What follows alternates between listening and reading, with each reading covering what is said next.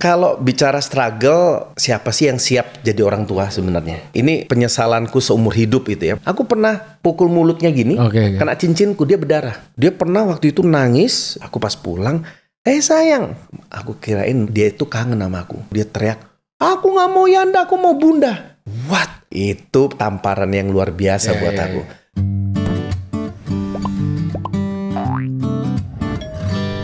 Selamat datang di episode Ayah Hadir bersama Daniel Mananta Network. Bersama saya Yedi Pati Nasarani dan saya mau memperkenalkan tamu kita Indra Brasko.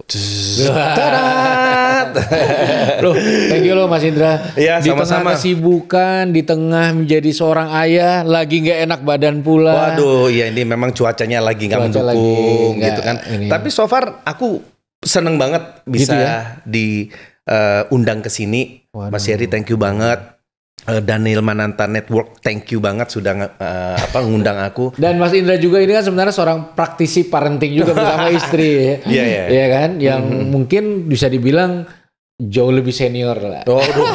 Enggak sih, nggak ada senioran, terus belajar aja udah. Berarti itu kan menarik ya, nggak ada senior, nggak ada juga, semua tuh punya porsi masing-masing. Iya, dan belajar tuh tanpa selesai, terus belajar ya. Nanti lulusnya itu udah ada gelar ALM. ALM apa tuh? Almarhum. Nah, ya kan? Baru kelar. Iya, baru kelar.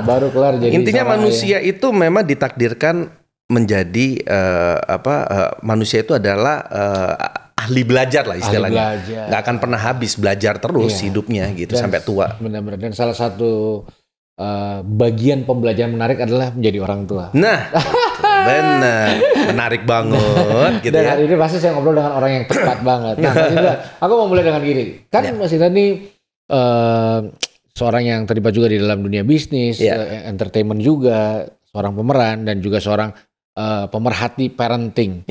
Nah, yang aku penasaran tuh bagaimana background Mas Indra sih tentang ayahnya dulu, sosok ayah tuh bagaimana, hal-hal apa yang kira-kira Mas Indra dapatkan dari sosok ayah sebelum Mas Indra jadi ayah sendiri.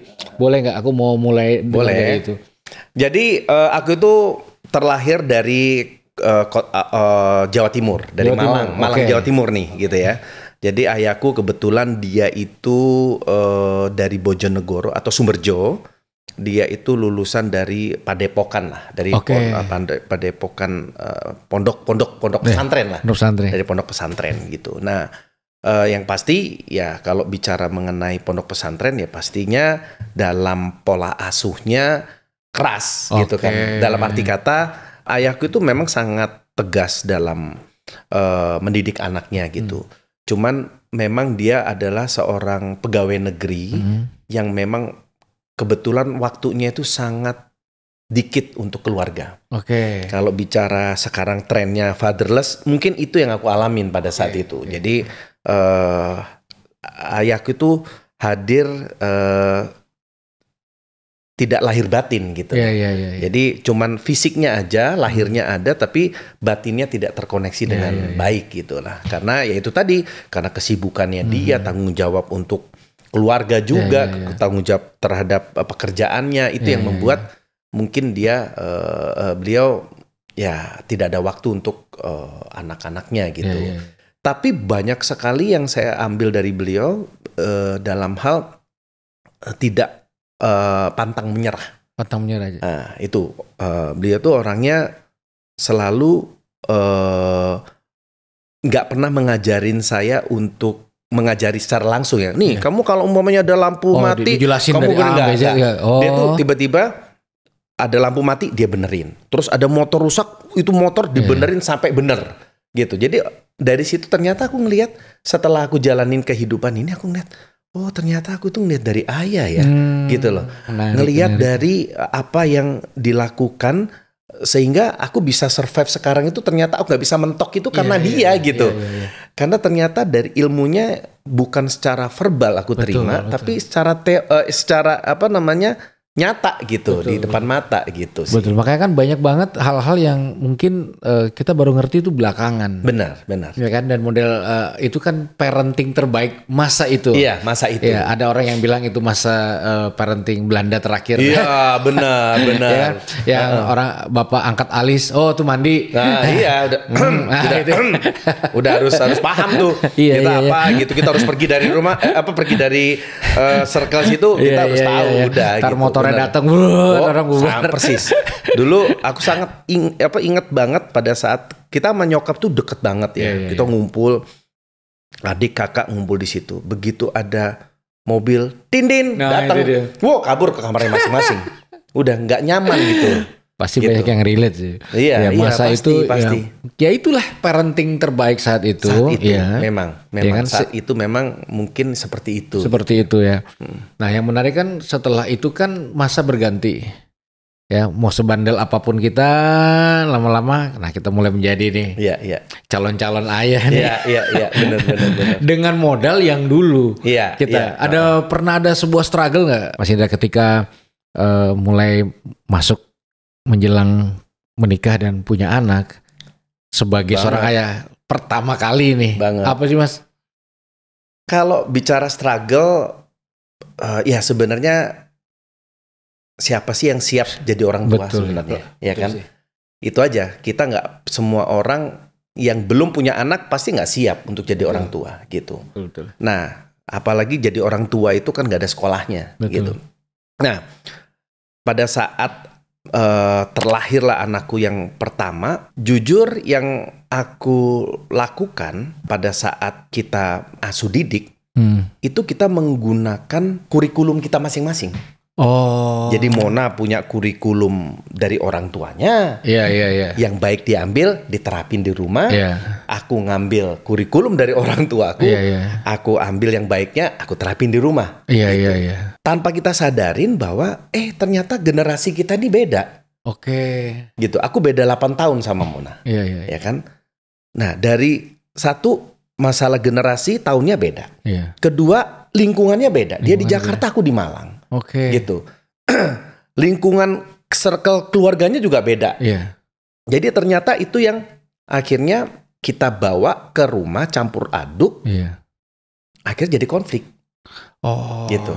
Karena kita nggak punya pegangan ilmu kita ilmu dari apa yang kita dapetin dari orang tua. Cuman ya sok kita membenarkan aja, denialnya itu ya udah kita ambil yang bagus-bagusnya aja kita terapin.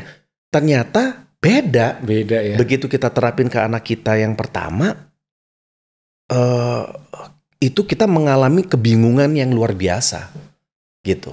Menarik ya. Gitu. Nah, begitu ngelihat Mona dengan pola asuhnya yang selalu memberikan kesempatan anak berbuat salah, aku nggak boleh. Gitu. Aku tegas. Kamu harus apa yang Yanda bilang, kamu harus ikutin. Kalau Yanda bilang A, kamu harus ikutin. Yang anakku yang cewek ya, yang si Mima ini. Aku bilang kayak gitu. Oh, keras aku sama anakku. Bahkan sempat ada satu masa kejadian, aku mungkin ini penyesalanku seumur hidup gitu ya. Pada saat itu ya memang kita baru-baru mengawali punya anak gitu ya. Aku pernah pukul mulutnya gini, kena cincinku, dia berdarah. Wah, itu penyesalanku luar biasa gitu. Dan aku sampai ya untungnya aku masih dikasih umur panjang dan bisa minta maaf sama dia gitu. Nah, itu aku menyesalnya luar biasa karena aku memang melihat bahwa ya seperti itu yang aku dapat, ilmu yang aku dapat gitu. Yang aku pengen terapin. Aku bisa seperti ini karena orang tuaku memperlakukan hal yang sama gitu kan. Aku pengen anakku seperti itu. Nah, akhirnya suatu saat kita mencari nih, kita berdua. Akhirnya setelah banyak, kita konflik, banyak konflik. Aku sama Mona udah banyak, kamu nggak bisa kayak gitu ini. Terus aku yang kalau marah sama anak, aku masukin kamar mandi, aku kunci gitu. Wah, itu itulah kalau bahkan orang-orang itu kalau bicara orang-orang zaman dulu yang seumuran aku gitu ya, mungkin kita sama gitu ya. Kalau ngelihat Kemoceng pasti pikirannya sama gitu. Kalau ngelihat Gesper pasti sama gitu kan. Ininya kemana gitu. Jadi kalau aku lihat memang kebanyakan apa yang dilakukan orang tua pada saat itu, pada masa itu sama seragam. Kita nggak ada pilihan. Kita nggak dikasih pilihan dan tidak ada pilihan. Tidak ada pilihan. Sempat kita keras-kerasan gitu sama Mona, sempat konflik. Ya mau kamu apa? Mona secara diam-diam dia belajar, ikut seminar, mulai mengupgrade diri, mulai memperlengkapi diri, bener, membaca majalah kan dulu ada kan majalah-majalah itu mengenai pola asuh gitu. Nah, tapi pada saat itu aku sama sekali nggak interest. Tipe bawa bapak lah ya. Untungnya Mona tahu dia nggak maksa aku. Gitu. Iya. Aku benar-benar nggak interest, nggak suka aja gitu. Aku menganggap apa yang dilakukan sama orang tua aku udah benar gitu. Nah dia mulai aktif mendalami ilmu parenting ini gitu, belajar mengenai parenting, diterapkan. Tapi akhirnya kita punya aturan di rumah. Karena kita sering berantem terus, dia menggunakan caranya, aku menggunakan caranya. Akhirnya kita ngomong, ya udah, apa yang menjadi cara kamu, kamu lakuin. Yang jadi caraku, kata Mona, ya kamu jangan ikut campur gitu. Jadi biar anak-anak belajar konsisten. Jadi kalau sama Yandanya kayak gini, sama bundanya kayak gini. Tapi harus kita sepakati yang mana aja nih. Jangan anak-anak jadi bingung. Umpamanya, oke, makan permen bolehnya cuman pagi. Tapi ternyata kamu, aku udah bikin aturan itu, ternyata kamu, pagi nggak apa-apa, yang nggak boleh itu siang. Kayak gitu. Jadi pagi itu jangan nggak boleh, boleh itu siang kayak gitu kan. Jadi kayak gitu-gitu. Akhirnya, oke, kita jalanin. Nah, pada saat itu aku ngeliat anak-anak itu semakin jauh, terutama Mima ini anak yang pertama itu semakin jauh sama aku. Dia pernah waktu itu nangis di tempat tidur. Aku buka pintu, "Hei sayang," aku maksudkan kangen ya. Aku waktu itu lagi ada kerjaan di luar kota. Aku pas pulang, "Hei sayang," aku kirain dia itu kangen sama aku. Dia enggak, dia teriak, "Aku nggak mau Yanda, aku mau Bunda." What? Dari situ, itu tamparan yang luar biasa buat aku. Padahal aku rasa kangenku luar biasa pada saat itu di luar kota. Begitu pulang, dapet sambutan seperti itu. Itu menarik. Tapi ini kayaknya nggak tahu ya. Mungkin sama juga dengan aku. Karena ketika istri kita mengupgrade dan mengupgrade pasti dengan sangat serius, segenap hati kan. Pokoknya semua juga dikejar. Maka tanpa sadar makin jomplang lah di rumah. Dialah yang menjadi sosok yang paling dimengerti. Iya, benar. Kita makin jauh. Benar. Saya juga pernah ngalamin. Kita udah berekspektasi, tapi karena istri mengupgrade diri, ya larinya ke mamanya terus. Benar. Larinya ke mamanya terus. Kenapa nih?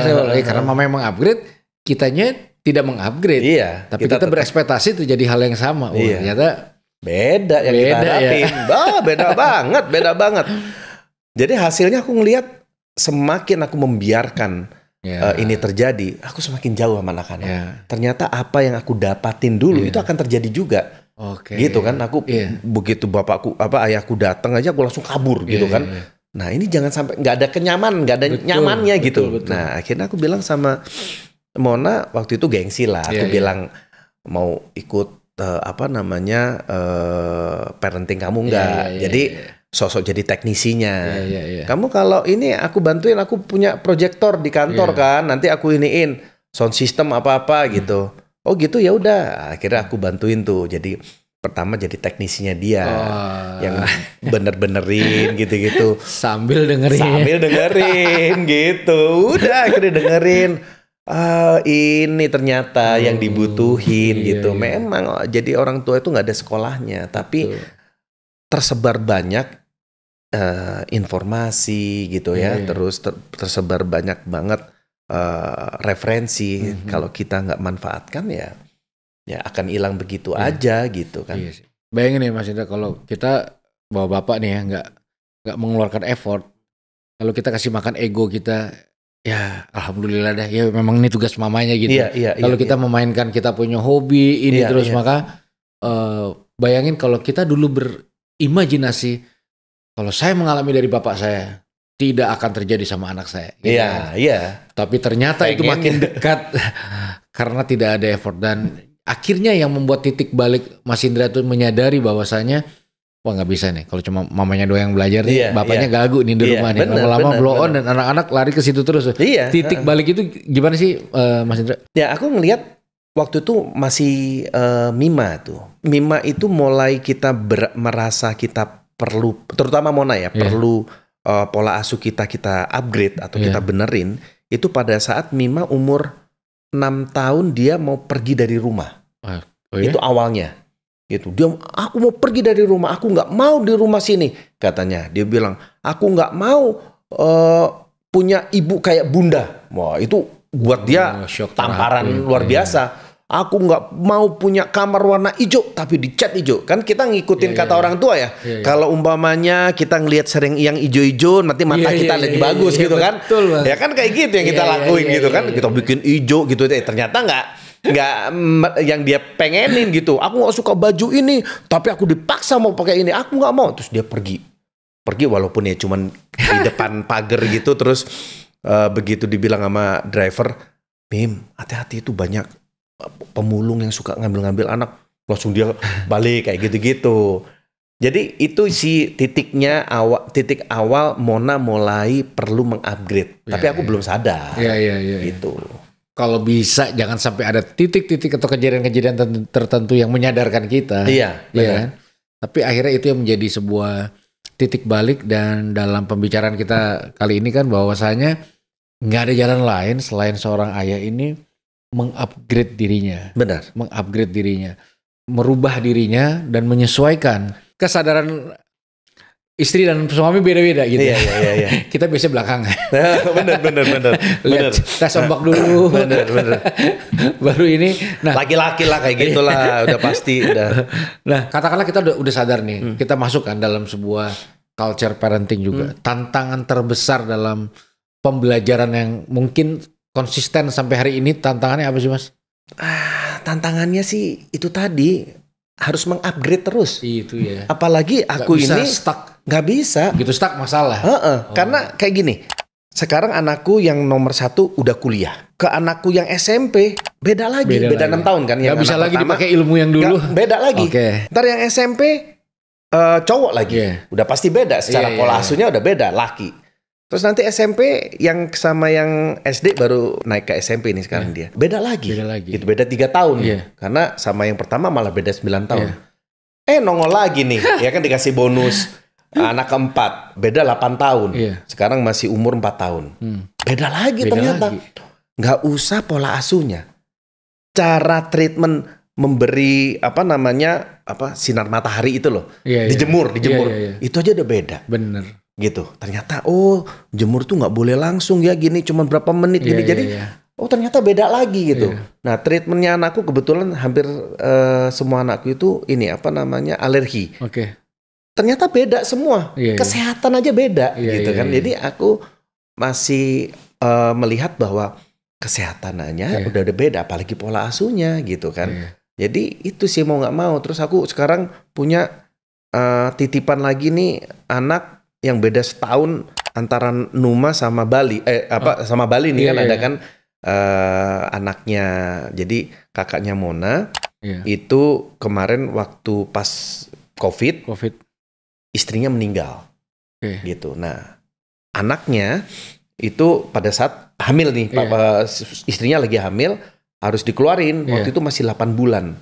Jadi harus dikeluarin karena supaya ibunya bisa nafas. Ternyata 2 hari kemudian meninggal. Nah, anaknya kebetulan laki dan kakaknya Mona kena COVID juga kan, bingung nih gimana nih gitu kan. Nah, Mona kebetulan masih ASI. Ya udahlah, kita kita tinggal sama kita deh gitu. Aku bilang sama papanya sama kakaknya Mona, gimana? Ya udahlah, lebih baik gitu. Aku bilang sama Mona, paling enggak nih anak dapat ASI lah. Paling enggak ya. Tujuan kita adalah satu ya dia dapat ASI, kedua dia waktu dia paham itu hadir ada sosok ayah dan sosok ibu gitu loh. Aku bilang kayak gitu. Udah sampai sekarang udah umur 3 tahun sama kita. Oh, jadinya gitu. Oke. Gitu sama kita nih sekarang. Bonus jadi yang spesial. Makanya itu sekarang kalau ditanya anaknya berapa? 4 plus 1. 4 plus 1. Jadi 5 gitu kan. Aku salut sih. Maksudnya gini, kecuali nggak ada kegiatan banyak atau nggak mengambil tanggung jawab banyak. Nah, kita kan cowok nih. Iya. Perihal anak happy dan adem PR kita. Iya. Dapur ngebul juga PR kita. Benar. Istri bahagia juga PR kita. Suasana rumah dan sebagainya. Kita kan nggak bisa, apalagi Mas Indra pulang artinya selesai gitu kan. Iya. Pulang artinya mulai lagi. Dengan 4 plus 1. Ya kan? Nah, itu kan banyak banget akhirnya bapak yang blunder di situ.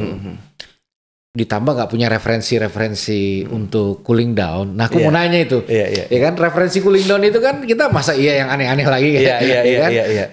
Toh juga harus jadi teladan yang baik di jalan, sebagai ini. Dan bagaimana menemukan sebuah referensi di tengah habis syuting juga, kan, lelah. Tadi aku dengar tiduran di parkiran, gitu. Tambah lagi ada tanggung jawab ini plus 4 plus 1 yang jaraknya itu. Waduh, aku penasaran, Mas Indra, gimana sih kita sebagai laki-laki nih udah menemukan sirkulasi healing dan referensi happiness kita nih. Itu sih, ya aku sih bersyukur banget alhamdulillah punya istri Mona gitu ya. Yang memang kita tuh sevisi, itu yang penting. Itu paling penting. Itu paling penting banget. Kalau nggak sevisi itu. Ya. Dan kita dari awal memang yang paling penting supaya kita istilahnya nggak neko-neko dengan pertanyaannya Mas Yeri tadi, itu adalah, ini agak lebay sih sebenarnya, agak lebay gitu. Kalau aku bilang kita harus segera menghadirkan surga dunia di rumah, itu. Itu yang aku ciptain, yang kita ciptain aku sama Mona ciptakan, menghadirkan surga dunia di rumah. Ya surga itu adalah tempat paling nyaman gitu. Nah untuk sekarang ini di planet di planet bumi ini, gitu ya, di alam semesta inilah, buat aku yang paling nyaman adalah di rumah, gitu. Dengan apapun yang terjadi, apapun itu adalah buat aku adalah gimmick gitu aja, gitu. Bukan sesuatu yang akan kita hadapin selamanya, gimmick aja gitu. Betul. Nah, memang itu nggak bisa dihadirkan sendiri, gitu. Itu harus punya kesepakatan terutama dengan pasangan kita, gitu. Nggak bisa cuman aku yang aku mau nyiptain surga, istri mau surga seperti apa, sama nggak surga kita gitu kan, kayak gitu. Ini yang harus kita sepakatin. Makanya pada saat itu aku memang sama Mona punya pemikiran yang sama bahwa ya udah kita kan pingin hidup happy gitu kan sampai selamanya gitu. Nah ini yang harus kita hadirkan sampai sekarang gitu. Itu seperti apa toolsnya? Ya harus kita hadirkan dari awal kita mau merencanakan gitu. Nggak bisa, memang itu nggak bisa bim salah bim, dan itu harus disepakatin gitu. Itu yang harus yang terpenting lah, sepakat itu berdua. Nah aku alhamdulillah sama Mona itu mempunyai pemikiran yang sama gitu. Jadi kita awali semuanya bersama gitu ya. Di rumah kita hadirkan ya hal-hal kecil aja yang bisa kita nyenengin hati kita gitu. Dengan umpamanya aku kelihatan capek gitu, Mona tiba-tiba bikinin aku minuman kayak gitu kan. Kayak hari ini aja. Aku kan memang sakit gitu kan. Sebenarnya Mona bisa aja dia jalan tadi waktu di mall, dia jalan, udah kamu jalan aja deh sama Nala gitu kan. Aku di mobil aja. Enggak deh, aku temenin kamu kan Nala sama temen-temennya gitu. Udah. Terus tadi ini aku udah bilang, yaudah ini Nala kan pusing, aku pulang dulu deh sebelum kesini kan mumpung satu jalan juga. Aku ngedrop Nala, aku bilang, udah kamu gak turun? Enggak deh, aku temenin kamu. Nah kayak gitu, itu hal-hal kecil tapi sangat berpengaruh luar biasa dalam hidup. Nah itu yang kita lakukan, kita saling. Yang di rumah kita hadirkan itu kenyamanan. Terus tiba-tiba aku Mona datang bikinin teh gitu. Hanya teh. Tapi aku selalu bilang, wah ini teh paling nikmat di dunia, aku bilang. Teh cinta namanya, istilahnya gitu. Itu kan gombal, memang gombal gitu. Tapi ya itu gimmick gitu. Itu tadi, masa kita harus di rumah menghadirkan gimmick yang negatif mulu sih gitu kan. Anak berantem, si ini ngomel lah anak-anak. Ya kita harus ada menciptakan gimmick-gimmick yang indah gitu. Indah buat kita, buat pasangan kita, buat energi di rumah kita. Itu sih, itu yang kita hadirkan di rumah. Wah, berarti kalau ya koreksi aku Mas kalau salah. Pada akhirnya ya anak tidak menjadi pusat perhatian dalam pernikahan Mas Indra, tetap satu sama lain menjadi kekuatannya. Sehingga bersama. Ya kan? Sehingga waktu katakanlah kita dan anak-anak kenyang kasih sayang atau surga di rumah, ya kita nggak mungkin jajan kasih sayang di luar rumah. Iya, benar. Karena banyak banget kepenuhan-kepenuhan yang terprovide di rumah. Dan itu juga dihadirkan lewat itu meskipun gimmick suami istri itu ya. Dan itu menjadi salah satu peranan ayah juga. Dan itu adalah ilmu buat anak-anak kita juga. Benar. Gitu. Buat anak yang perempuan, juga buat yang laki-laki juga gitu. Jadi ya mereka punya referensi lah gitu. Aku makanya bilang sama Mona, udahlah sayang, kita paling nggak anak-anak bisa melihat dia punya masa depan yang dia jadikan contoh atau jadikan goals lah buat dia. Karena kan kalau kita lihat banyak sekali berita-berita miring lah mengenai, pokoknya kalau perselingkuhan terus perceraian itu kayaknya rame gitu ya. Tapi kok nggak ada yang langgeng-langgeng itu terekspos dengan viral gitu nggak mungkin ada. Ya kita viralin aja di rumah gitu kan, dengan keindahan hubungan kita. Kadang-kadang anak-anak tuh jealous. Tuh kan Bunda Mayanda pelukan mulu ini kayak gitu. Jadi kita viralin aja yang indah-indah terus, bahwa memang ada loh itu. Dan itu memang nggak bim salah bim. Itu harus diadain. Aku sama Mona itu bilang, banyak pasangan-pasangan atau saudara, teman itu selalu tanya, kok bisa sih kalian kayak gitu? Itu diadain. Itu nggak bisa diadakan. Nggak bisa bim salah bim. Kita maunya gimana? Tapi aku pernah nanya, termasuk ke anakku, karena aku tertarik dengan sebuah statement. Kalau orang bilang ini tips buat bapak-bapak.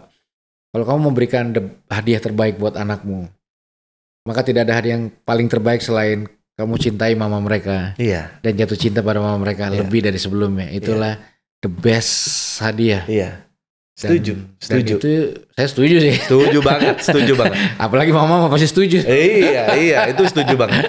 Itu yang aku rasain gitu. Aku makanya kalau bicara, aku tuh sangat bersyukur banget gitu dengan aku merantau ke Jakarta, terus bertemu seorang Mona yang mau menerima anak rantau ini gitu. Dan aku sama dia, pokoknya aku akan bertanggung jawab bikin kamu bahagia. Udah gitu aja gitu. Nah ini yang sekarang kalau bicara mengenai peran ayah tadi, itu memang sangat benar. Yang perlu diperbaiki itu adalah ya pribadi kita dulu. Betul. Gitu. Dengan pasangan kan otomatis dengan pasangan. Kita nggak akan menjadi ayah yang baik apabila kita tidak mempunyai visi misi yang sama dengan pasangan kita. Itu. Aku juga diwariskan oleh orang tua seperti itu. Papaku pemain bola dulu. Almarhum Roni Patinasarani. Iya. Makanya tadi waktu Nah, jadi di tengah hingar-bingar dia, tapi di akhir hidupnya 2009 dia dipanggil Tuhan. Dia menunjukkan sebuah kemesraan yang ultimate dengan mama saya. Gitu loh. Di hari-hari terakhir kayak orang pacaran, gelendotan, dikit-dikit ngabarin. Dan ternyata itu adalah modal yang dia investasi di akhir hidupnya untuk anak-anaknya. Benar. Dia nggak wariskan mungkin harta atau apa ini, bahkan nama baiknya dia nggak wariskan. Dia cuma wariskan bahwa sebuah romantisme dalam sebuah pernikahan, itulah yang membuat energi itu terus mengalir dan luar biasa. Dan itu estafet itu. Estafet itu ya. gitu. Dan tentu itu juga menjadi struggle bagaimana pernikahan keempat, orang bilang nanti lo lihat deh pernikahan keempat, keenam nanti lo lihat deh, belum tahu kan rasanya lempar cincin gitu kan. Nah mungkin di akhir ini Mas Indra bisa nggak memberikan sebuah tips sederhana khusus buat bapak-bapak? Ya sebenarnya gini, kalau aku sih aku sebagai seorang ayah gitu ya, seorang suami gitu. Memang yang terpenting dalam sebuah kehidupan rumah tangga itu adalah dari pasangan, yaitu suami istri. Suami istri. Itu kunci dari segalanya gitu. Nah, kalau bicara mengenai suami istri itu kita bicara mengenai chemistry. Nah, chemistry itu hadir itu atas dasar diskusi, pembicaraan, mau dibawa kemana hubungan kita gitu kan. Dan harus ada kesepakatan. Nah, kesepakatan itu penting gitu, yaitu saling. Bukan hanya apa yang kita mau atau istri yang mau, tapi saling apa nih yang kita mau. Itu yang harus kita sadarin. Memang nggak gampang untuk menciptakan apa yang kita mau. Tapi ingat bahwa kadang-kadang laki-laki itu egonya yang bicara kan. Nah ini yang beda. Kalau aku selalu kalau ke istri aku bilang, kalau teman-temanku tanya, Indra kan sempat viral tuh ngomong si Indra itu kerjaannya apa sih? Kok nganterin istri ke lokasi syuting, nganterin anak-anak sekolah, emang nggak ada kerjaannya? Aku selalu bilang bahwa gue itu kerja gue tuh sama bini sama istri. Kerjaan utama gue itu adalah nganterin bini gue sama bini gue sama anak-anak. Kerjaan yang lain itu side job gue, bilang kayak gitu kan. Nah, dan yang paling penting peran ayah itu adalah dia harus hadir lahir batin. Dia harus lahir batin. Lahir batin. Jadi bukan hanya lahir atau sosoknya aja yang ada, tapi batinnya terkoneksi dengan baik. Itu yang paling penting, karena banyak sekali kadang-kadang ayah itu datang dari kesibukannya dari kantor gitu ya. Dia pulang terus ngelihat pulang ke rumah dia bete karena kerjaannya belum selesai atau apa. Ke anak-anaknya kadang-kadang dia juga kayak nggak ada respect gitu. Nah itu anak nyetrum istilahnya tuh, kalau kita bilang itu nangkep. Anak itu kan belajarnya tuh dari rasa. Apa yang dirasakan sama orang tuanya dia akan ngerasain gitu. Jadi itulah yang aku bilang selalu kepada para ayah itu, hadirlah secara lahir batin. Jadi bukan hanya fisiknya aja, tapi batinnya terkoneksi dengan baik. Tatap matanya dengan, kalau aku selalu sampaikan itu, melihat dengan hati dan dengarkan dengan hati gitu. Jadi kita melihat tatap matanya, ya hatinya juga kita tangkap gitu kan, sama dengarkan apa katanya dia, masukkan ke hati kita. Perhatian benar-benar dari hati kita. Benar-benar dari hati gitu. Dan hadirnya orang tua, terutama ayah, itu nggak perlu seharian kok. Dan bahkan nggak perlu berjam-jam gitu. Hanya 15 menit hadir secara lahir batin. Kita lepaskan gadget kita, kesibukan kita, pikiran kita mengenai tanggung jawab di luar sana ya, kantor, tanggung jawab apa. Begitu kita duduk, dengar, lihat matanya dengan hati, dengarkan pembicaraannya dengan hati, itu pasti nyampe. Itu sih. Wow. Itu yang paling penting. Luar biasa ya kan. Jadi lahir batin ya. Boleh minta bonus gak aku? Apa tuh? Ayah asik tuh gimana dong? Oh, ayah asik. Asik dong.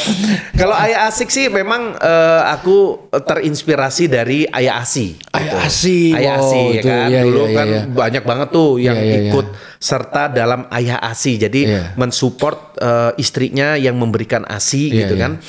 Dengan adanya Ayah Asi itu, jadi tanggung jawabnya untuk ASI itu bukan hanya ibunya, tapi ayahnya juga ikut peran. Ayah ASI Tapi kan itu cuman 2 tahun ya kan, betul. Ngasih ASInya cuma 2 tahun. Terus habis itu nggak apa lagi nih ASI. Nah akhirnya aku mikir sama Mona, sayang kenapa nggak bikin terusin sih namanya Ayah Asik gitu kan.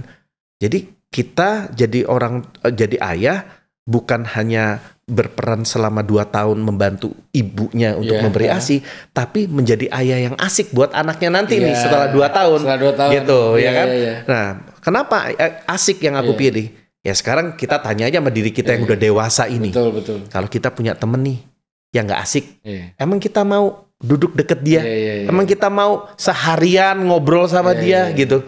Ngelihat aja kadang-kadang kita malas, dengerin suaranya udah malas gitu. Nah kalau kita jadi ayah asik buat mereka, coba jangankan kita duduk dengan sama dia sejam 2 jam, seharian sama dia kita pasti happy. Nah itulah yang aku pingin hadirkan di dalam rumah tangga gitu sebagai ayah yang asik buat anak-anak. Waduh, thank you so much. Sama-sama, thank you banget.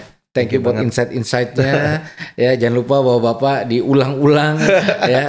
Ya jadi habis nonton ini udah matiin, jangan lupa ambil waktu romantis sama istri masing-masing dan bantu istri sendiri. Iya benar. Ya.